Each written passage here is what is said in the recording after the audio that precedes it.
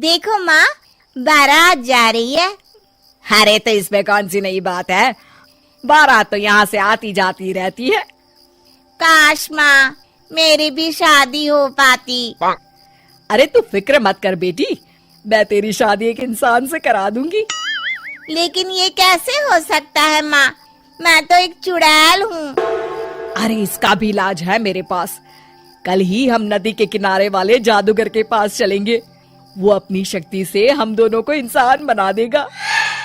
और ठीक ऐसा ही होता है। जादूगर उन दोनों माँ बेटी को चुड़ैल से इंसान के रूप में बदल देता है। ये तो कमाल हो गया माँ, अब तो मुझे कोई पहचान नहीं पाएगा।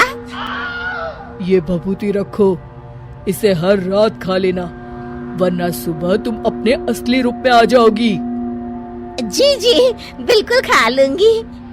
कुछ दिनों के बाद चुड़ैल की माँ अपनी बेटी की शादी धोखे से हरीश नाम के लड़के से करवा देती है। फिर एक दिन, अरे मान गए हरीश, इतनी सुंदर पत्नी तो किस्मत वालों को मिलती है, और एक तुम हो कि खुश होने के बजाय हमेशा तुम्हारा मुंह हारे हुए लीडर के चमचे की तरह लटका रहता है। अरे सुन भाई, मेरी पत्नी सुंदर है तो क्या करूं, नाचूं? देख लाला, सुबह सुबह मेरा दिमाग खराब मत कर। अरे वो सब तो ठीक है, लेकिन एक बात मेरी समझ में नहीं आती।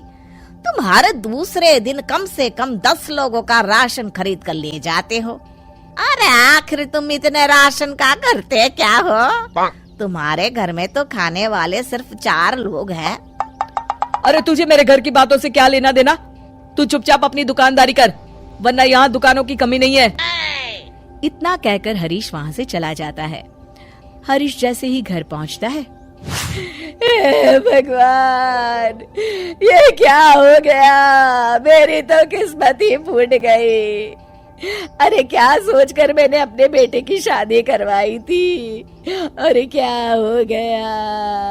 मेरी बहू तो एक नंबर की चांडाल निकली, मुझे मेरे ही घर की नौकरानी बना दी। ए कमला, क्या बड़बड़ कर रही है? चुपचाप काम नहीं कर सकती क्या?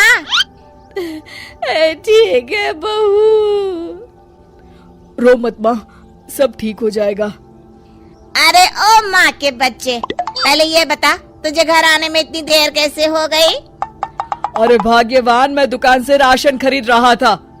आखिर तुम 10 लोगों का खाना अकेले खा जाती हो, इसलिए हर दूसरे दिन राशन खरीदने जाना पड़ता है। अरे चल ठीक है। ए कमला, फटाफट मेरे लिए खाना बना, बड़ी जोरों की भूख लगी है।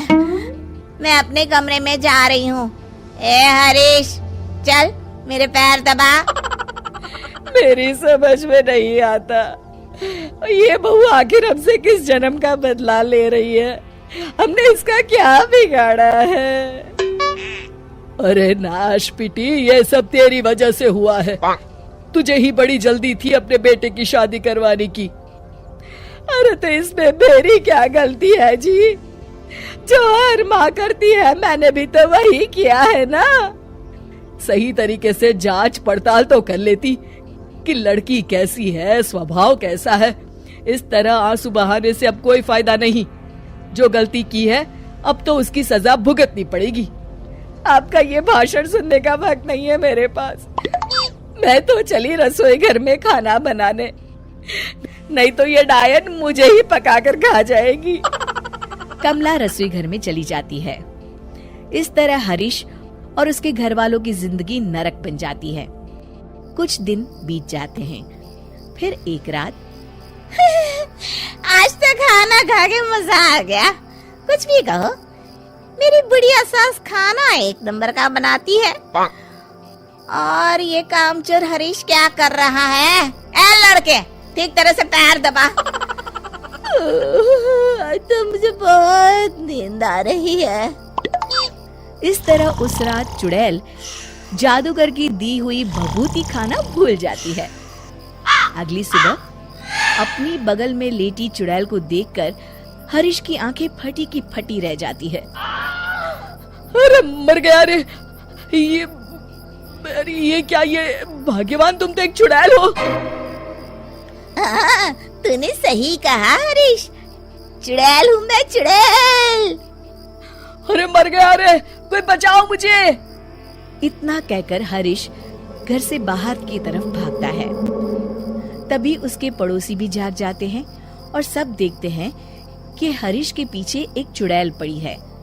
गौर से देखने पर पता चलता है कि ये तो उसकी पत्नी ही है। सारे गांव वाले मिलकर उस चुड़ैल को मारते मारते एक कुएं की तरफ ले जाते हैं। चुड़ैल गांव वालों से डरती, रोती, बिलखती उस कुएं तक पहुंच जाती है और अनजाने में ही कुएं के अंदर गिर जाती है। गांव वाले फौरन कुएं में कुछ कचरा और डंडिया डालकर उसे भर देते हैं और इस तरह हरीश का अपनी पत्नी यानी कि चुड़ैल से पीछा छूटता है और हरीश और उसके घर वाले चैन की सांस लेते हैं।